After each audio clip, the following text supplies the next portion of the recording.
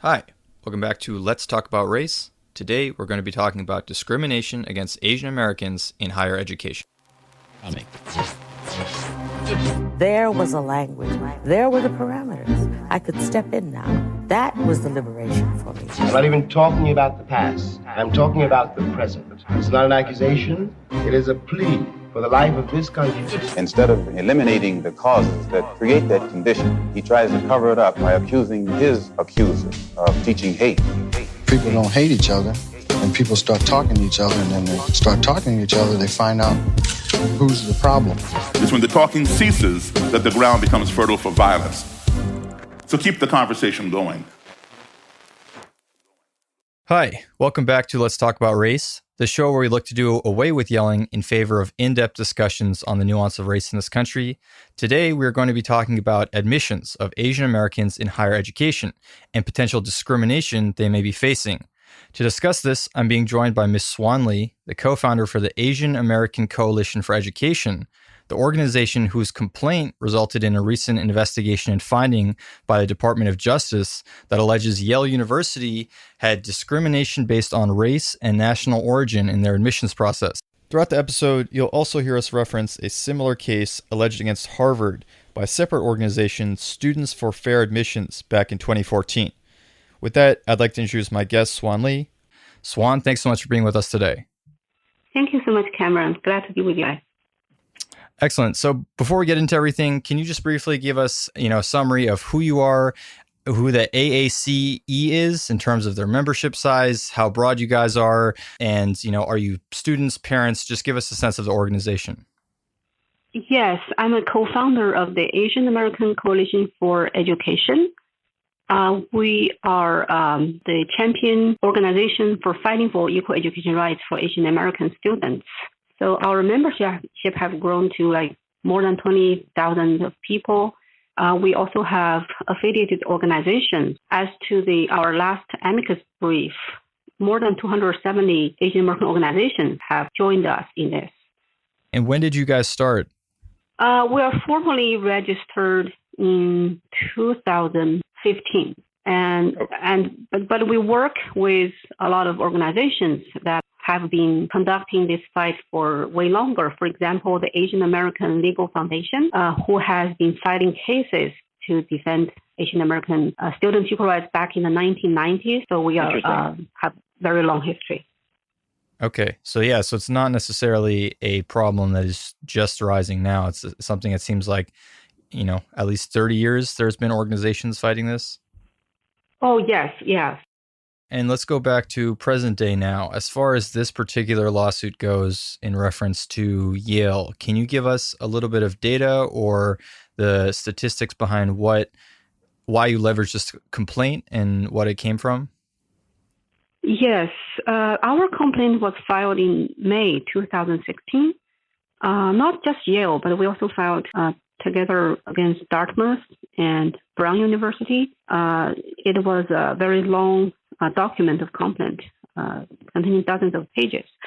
So it has data from multiple researchers like Daniel Golden, Thomas Essenshade, who have been doing exhaustive studies of elite colleges admission. So it has a lot of solid data. For example, for Asian American students to have the same chance to get into these select colleges, they have to score hundreds of points than students of other racial groups just to have the same chance.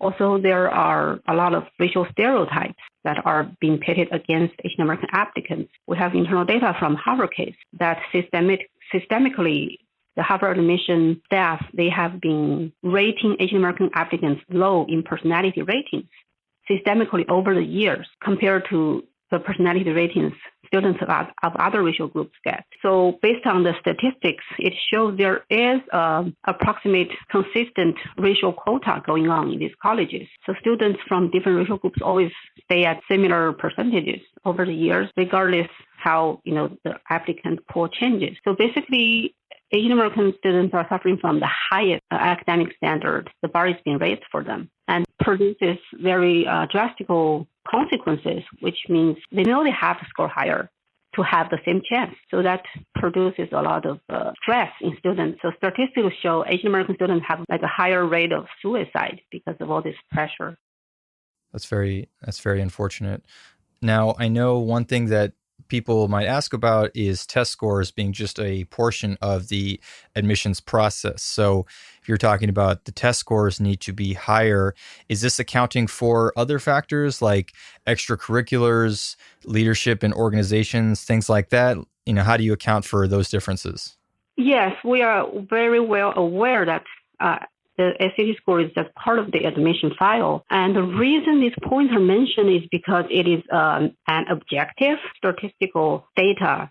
So it's not subjective. So that's the best for objective comparison. But let's take internal data from Harvard case. Asian American students are not getting lower scores in extracurricular activities or leadership skills or anything else, any other category in the Harvard admission category. They are commensurate with other students. The only category they consistently get lower rating, much lower, is in the personality rating. So which means Asian American students are very competent, and just compared to other students, they are at least as good in everything like extracurricular, leadership skills, all these factors. The only area they suffer the most in lower rating is in a very subjective category, the personality rating. And these scores are given out by the Harvard admission staff.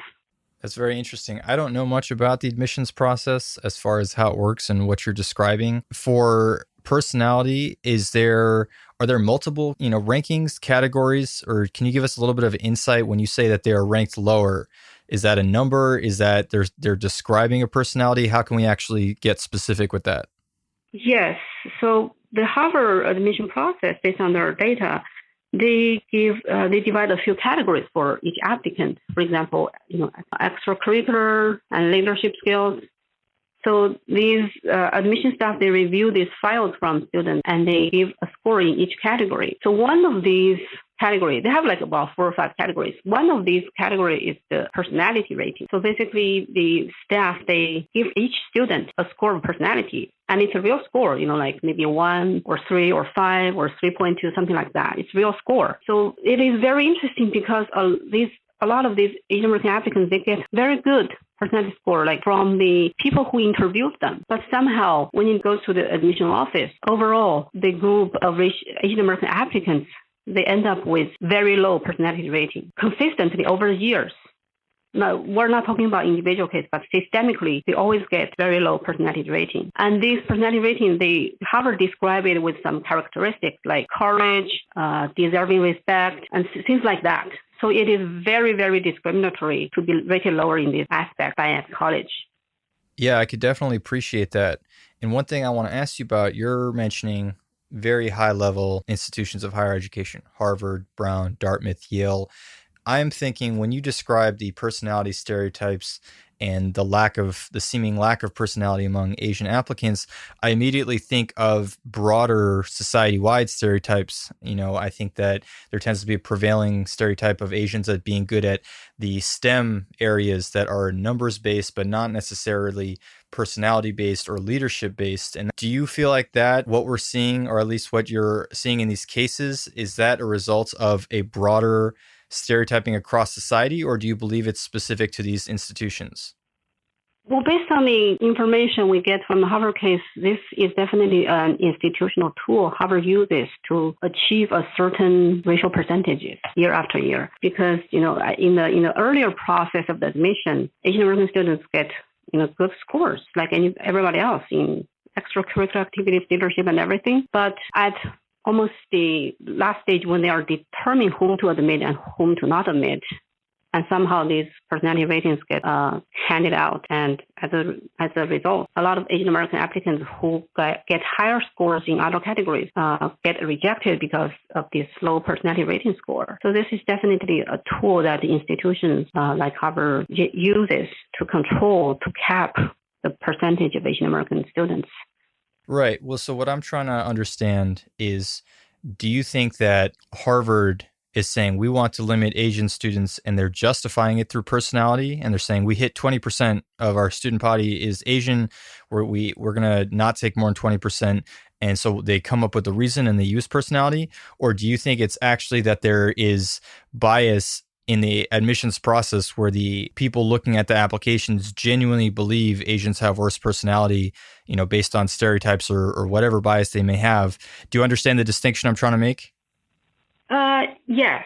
Well, for me, I'm not a mind reader of the admission staff and know what exactly each of them think. And actually, each of the admission officers might think slightly differently. But what is alarming is systemically overall, year after year, it's the same thing happening. So that is what matters, the reality. I mean, when we talk about like bigotry or prejudices against Asian American applicants, yes, that exists, but shouldn't that exist like slightly differently for each admission staff? But that's not the case here. This is a very stable pattern of low personality ratings year after year.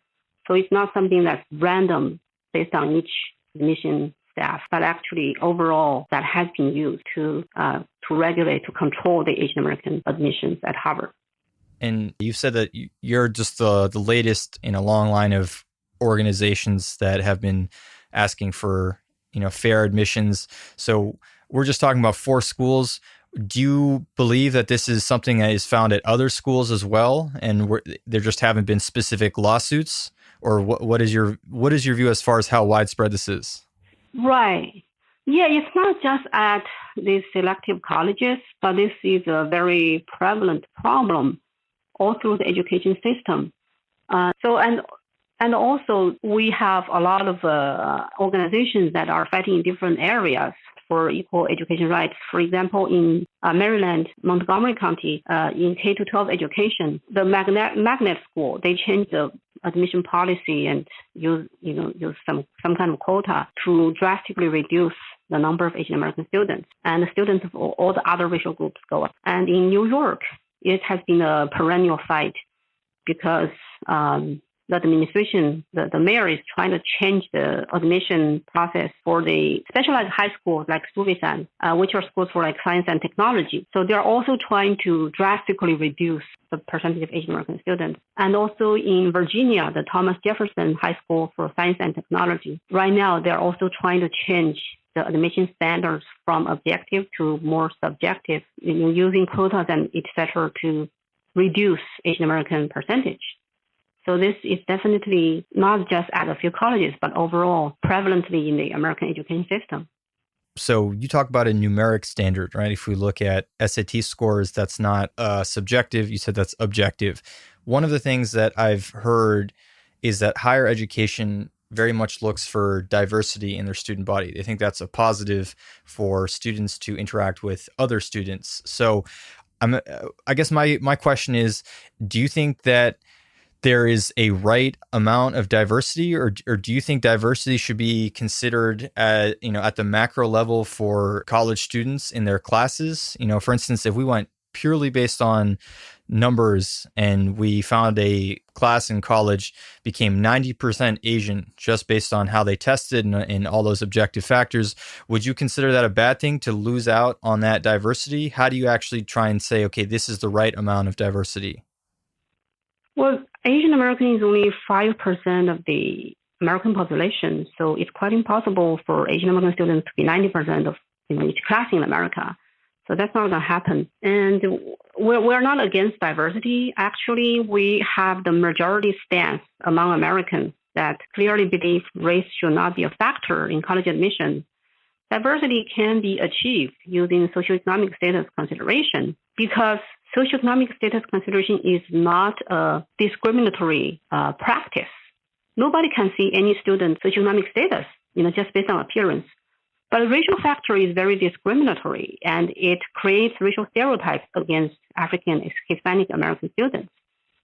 And a lot of these grassroots working class African Americans, they support our fight. They also see they are being victimized in this kind of generalized racial factor practice. And that's the kind of mentality a lot of grassroots African Americans have.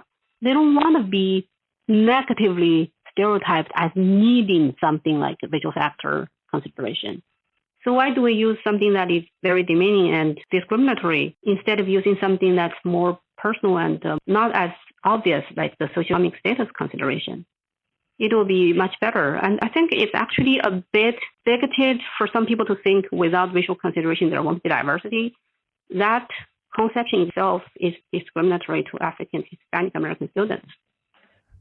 I find myself agreeing in concepts, but, before this episode, I made sure to actually go through the facts. And I think what has actually been found is that in a lot of cases, when a race is taken out of the equation, you do actually see a significant drop of African Americans and Hispanic students. So, UC Berkeley, for instance, they voted in California on Prop 209, which eliminated race as a basis for admissions. And they actually saw that underrepresented groups were 31% less likely to get accepted. And they actually saw Black student population decline from 7% to 3%, so it's not, I think I understand the theory. I do think that if we're looking at diversity as a means to help underprivileged groups that have seen traditional wrongs in America, specifically the Black community, I think that the evidence shows that this could actually be detrimental to them. Are you not concerned that that's going to be a negative consequence of removing race from the admissions process?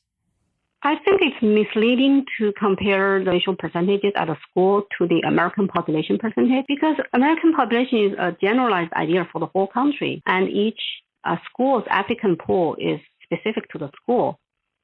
For example, to Harvard, a significant amount of Asian American applicants are applying every year, much more than African or Hispanic applicants. Right, but so in this specific example, if in 1 year it went from 7% to 3%, I doubt that it was that many less Black applicants. Oh, of course, it's a process. It's a process. So, for example, if the educational administrators and the politicians were not paying attention to K-12 education and they consistently use racial factor to get people in there to create a certain image, and when you remove the racial factor, of course, you're going to see an immediate drop. It's a process. But isn't that the kind of pressure we need to put on these politicians and administrators to improve K-12 education?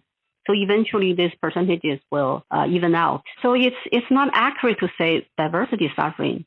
Also, diversity is a very vague concept. Even each educational administrator or each politician has a different percentage in mind.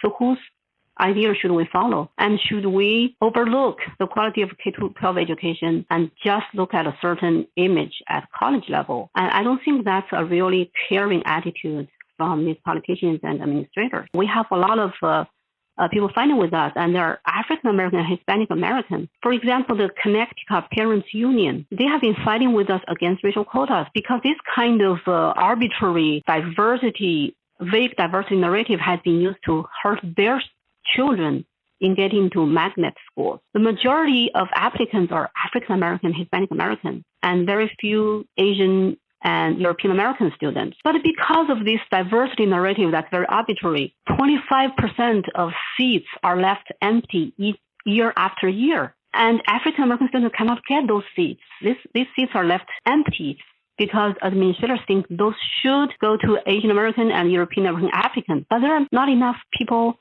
from these racial groups applying. And their children have to be bused to other schools and waste a couple of hours on the road every day, while the magnet school is sitting there with seats empty year after year. And administrators don't want to give the seats to them because they don't think their racial identity fit into this arbitrary idea of racial percentages. I'm not familiar with this example. If I just want to make sure I understand correctly. So you're saying that at these magnet schools, they're actually taking under their capacity for students in order to keep their racial percentages at a certain amount. Is that what you're saying? Yes.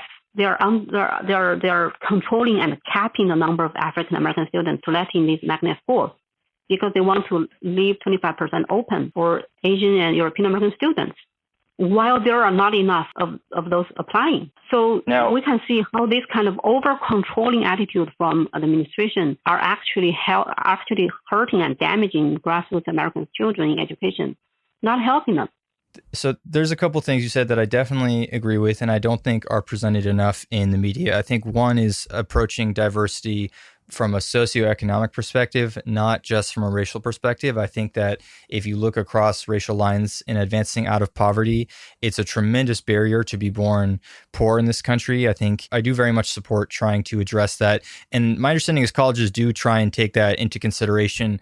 I also agree that what you're saying, which is we should reach a point where we are at a racial racially blind society. And I think people thought we're obviously not. And that's something to strive towards. I think the big disagreement I have is that when you look at the history of this country, when you look at the formation of affirmative action and the attempt to get more Black and Native American students and Hispanics who kind of suffer traditional wrongs in America, into institutions of higher education, that is, I think, competing with things like legacy students, which tend to have a preference that's much higher than any race, just because they had parents that were able to get an institution because they weren't discriminated against. So I think that having a attempt to kind of fix some past wrongs isn't a bad thing. I don't think that it's strictly, we can say this is subjective and therefore that makes it bad. I think that one of the things that I have seen against both the Harvard cases and the Yale cases is that people are a little bit concerned that the supporters, not your organization and not, I think, Asian American parents, but a lot of for instance, the Department of Justice during this administration and the leader of the group, Students for Fair Admissions, are individuals who are known conservatives who don't seem particularly interested in advancing Asian American rights. They seem more concerned with dismantling attempts to bring Blacks into higher education. So if you actually look at how many of those seats, as you say, are taken away from Asians in favor of other minorities, it's very, very low compared to how many of those seats are taken away from Asians in favor of white students. But if you look at the recent finding in the Yale case, it said that there is discrimination against Asian Americans and white students. That was what the finding found. And so my concern is not necessarily your specific allegations. I actually believe there's a lot of truth to that. My concern is that the people that might align themselves as allies aren't actually true allies of Asian Americans. They're really just trying to get more seats for their own kids and trying to do away with any sort of affirmative action or redressing of wrongs against Black students. Do you have any concerns about that? I think that's a misconception to think, for example, the organization Students for Fair Admissions wants to keep legacy. That's a false narrative that some of the special interest groups have been pushing around, but that's not the case. The truth is, Students for Fair Admissions actually filed motions in the lawsuit against Harvard to ask Harvard to do away with legacy admissions, and Harvard declined. Students for Fair Admissions also filed motions to ask Harvard to at least, even keeping, African, Hispanic American applicants constant, at least putting Asian American applicants in the same group as European American applicants and consider them on equal footing, and Harvard declined that. So it's absolutely wrong to say Students for Fair Admissions is trying to help legacy. That's not true. We don't support legacy either. But it's wrong to put legacy and racial factor in the same basket to consider. They are different things. We oppose racial factoring in admissions because it's wrong. Race is an inborn, immutable genetic factor we're born with. And our law, Civil Rights Act 1964, Title VI, expressly forbids treating people differently based on race. And our Constitution also has equal protection clause. So it's just simply wrong to consider students based on some genetic factor they are born with that they have no personal choice in, and they have no capacity to influence and change. That creates a very despairing, hopeless situation for a lot of Asian American students, especially those from lower socioeconomic status families. And I know personally, firsthand, students in these conditions. Their life is really damaged by this kind of discrimination based on identity. So I guess you're saying, on one hand, that race is something that cannot be controlled, that you're born with.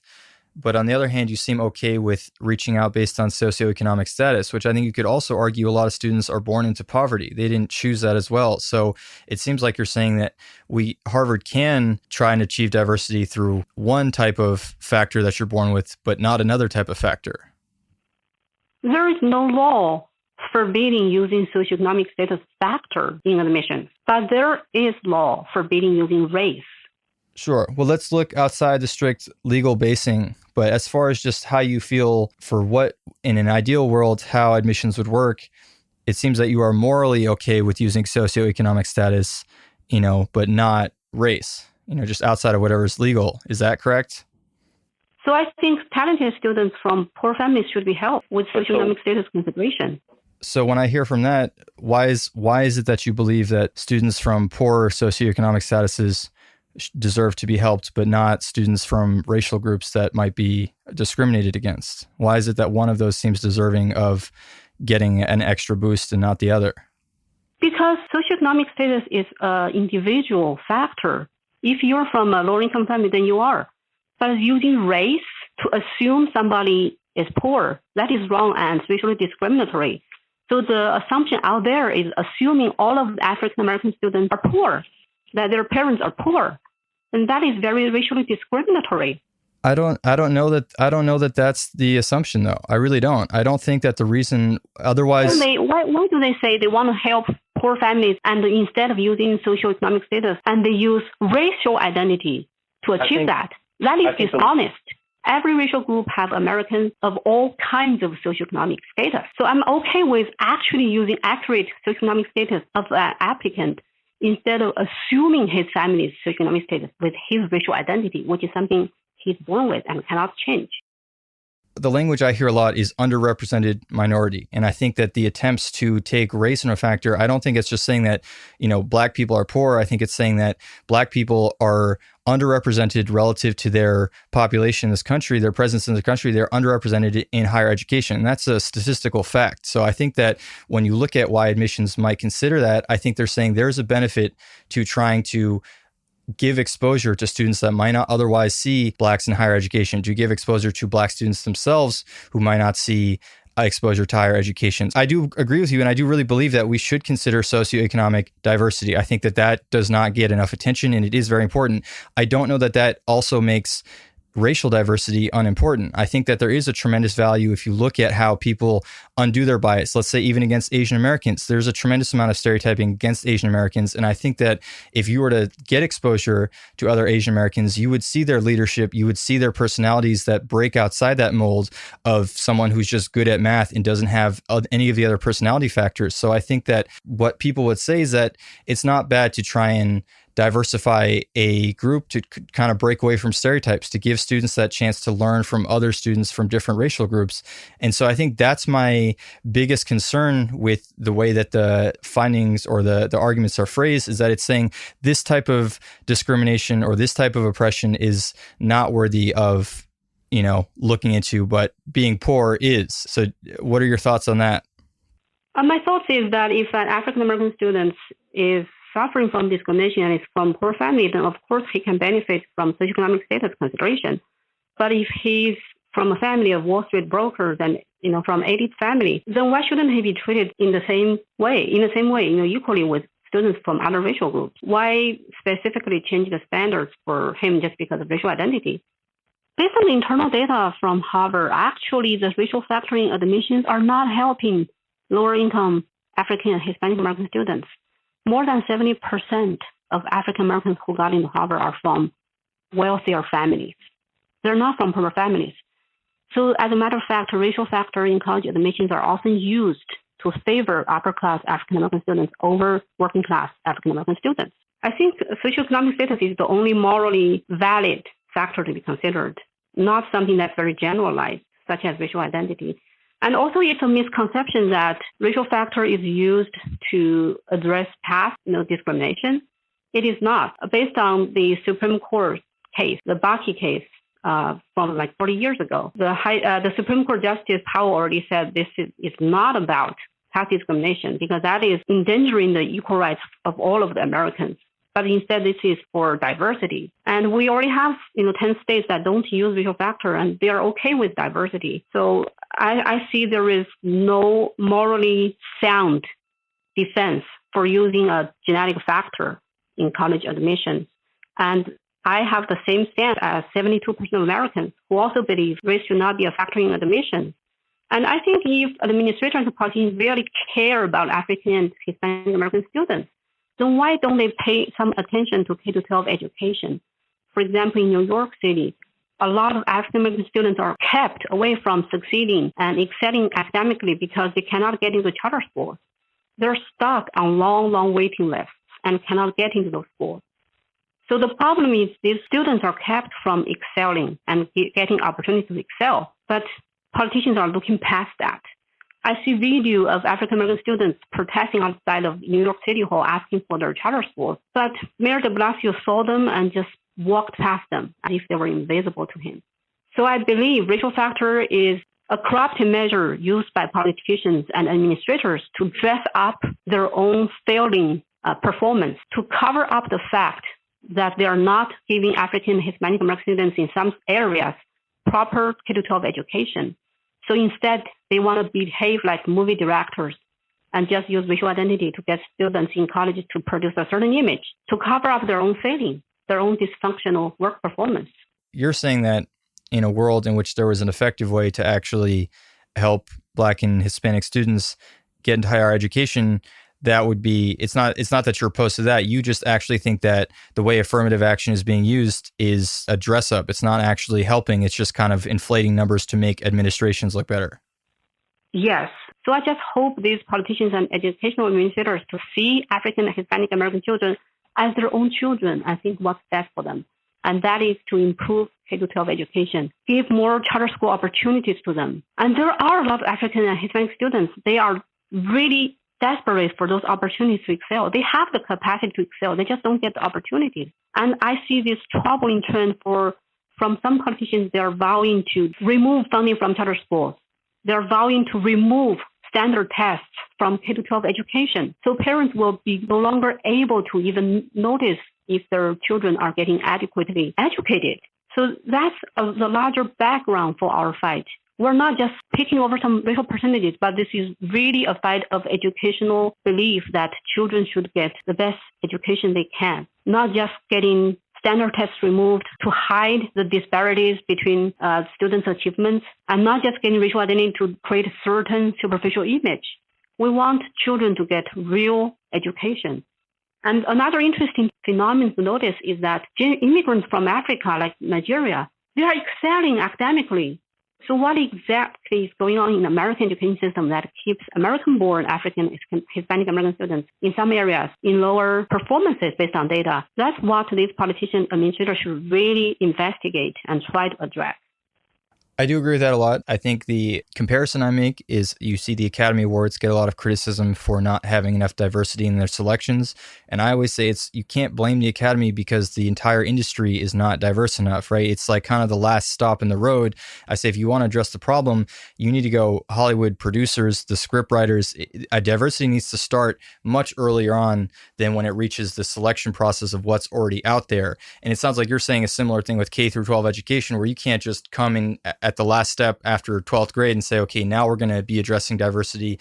That needs to be addressed at a much earlier phase, from early K through 12 education. Oh, yes.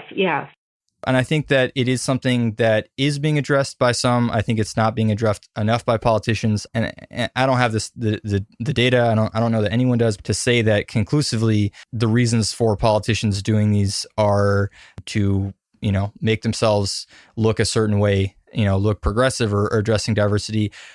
In the absence of having concrete data, I will entertain it as a possibility. The one thing that I do have a little bit of a discrepancy with what you're saying is that, you're saying 72% of Americans agree with you. Based on the data I've seen, that I haven't seen that to actually be the case. The most recent Gallup poll that I see says that 61% of Americans favor affirmative action in favor of minorities. So that's the one thing I'm curious about, where you got that information, because I do think that there are a lot of Black parents who are in favor of affirmative action and Hispanic parents who are in favor of affirmative action.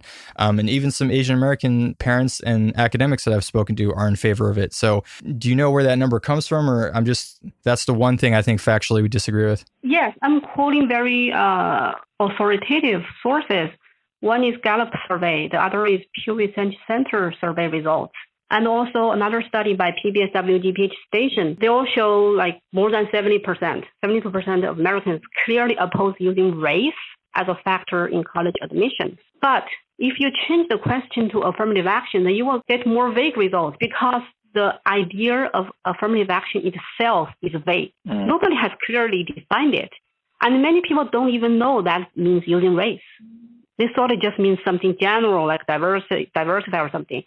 So that is not a very accurate reflection of people's attitude. In fact, if you try to look for a piece of legal document with the title affirmative action on it, you won't find it. Affirmative action is only for President Kennedy's Executive Order 10925 in 1961, and it clearly says Americans should not be discriminated against based on race. Racial factor was a temporary crutch from many decades ago, and it was never meant to be permanent. And Supreme Court Justice O'Connor already said in the beginning of this century that it should end in about 25 years, and that time is here. And we see no actual measures being taken. So I think it's very wrong for some of these groups, special interest groups, to steal the title of President Kennedy's executive order and put it on the kind of practice that exactly discriminates against people based on race. I don't know that we can assume what people think when they say affirmative action, but I will say actually in researching before this episode, you are right. The definition of affirmative action has changed over time. It appears to vary region by region, even between schools. It's not a very static definition.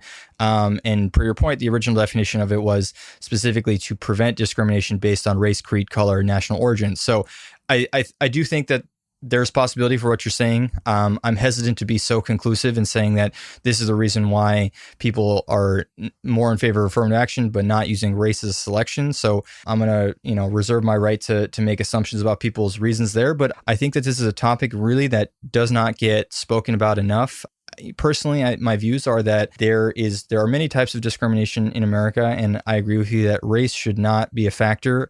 What I've come to believe over time is that us wanting race not to be a factor does not make it true immediately. I think if you look at the statistics across a number of things, police brutality, coming up out of poverty, medical care, there are a lot of reasons and factual backing that show that African Americans are still dealing with a very long legacy of oppression that doesn't just disappear overnight. The Civil Rights Act, when it was done, was still very recent. There's a lot of racism still happening. And I think that the tale of African Americans, and I would actually add in Native Americans to that story as well, has been one it's been centuries long oppression. And so I think that from a moral standpoint, I understand and definitely appreciate the desire to fix that wrong and to really consciously try and help those that we did so much harm against. And I don't mean to exclude Asian Americans from that. And I'm actually having a couple episodes about how much discrimination Asian Americans have faced, from the early Chinese railroad builders to the Japanese internment camps.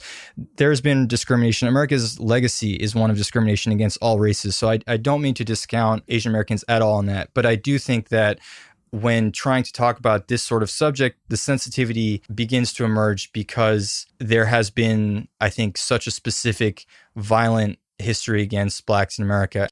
You don't want to compare suffering because that's a race to the bottom that no one wins. So I don't want to compare anyone's suffering. But I do think that if I were to try and strike a middle ground between what I'm seeing come out of these cases, which is race can't be a factor at all, and what we see in the allegations of your case, which is at a certain point, affirmative action can almost become inverted, where we say this minority is too represented, we got to cap them, and it becomes unfair. I disagree with that on both spectrums. I don't know that I have the perfect answer for it, but I think that in talking with you, that's where a lot of my questions come from is, okay, we want to help Asian Americans, we want to help Black Americans, we want to help everybody get their fair shot. The last question I have for you, it's a question I ask for all guests that come on, is this podcast is called Let's Talk About Race. And the belief is that the best way to try and address a lot of the racism that's going on in this country is to have conversations with one another. You representing a group of Asian Americans in this country, what would be a conversation you would like to see my listeners as well as Americans at large be having about race? I believe that we should look at our present day society, and our students were born in the 21st century. So I think we need to think twice before teaching them a lot of racial hatred against people based on their skin color. Because I see on social media and also in a lot of the media, children are being taught to have very angry attitudes towards other Americans simply based on their skin color and not because of how that person behaves. So I believe we should put emphasis on education and try to build merit-prone education in America, because knowledge is power. Education is one of the best ways to empower people and lift them out of poverty. And we should do that with solid measures in K-12 education instead of focusing on cosmetics only at the college level, which is too late. That's a conversation we should be having. Well, Swan, I really appreciate you coming on our show today. I appreciate you presenting your perspective, one that I've not heard as much in the media, and one that I think speaks for a group that I have not, taken the time as much as I should to understand the perspective from Asian Americans. So again, I really appreciate your time and coming on. And again, I wish you the best with everything. Thank you, Cameron, for inviting me to share the perspective. And I appreciate you have a very objective and neutral perspective on this. And I think that's great. That's what makes this program special. Thank you very much. For listeners interested in learning more about discrimination against Asians, both in society and in higher education, I plan on having Dr. Frank Wu, current president at Queens College and the author of Yellow, Race in America Beyond Black and White, on the next episode. As always, this being a podcast about conversation, I'd love to hear from my listeners. If there are subjects you think I should cover or individuals you'd like to hear on the show, please reach out to me on my website, letstalkaboutrace.net, or if you prefer, leave a rating or review on iTunes. I check everyone that writes, and I'd love to hear back from you all about what you think I should be talking about next.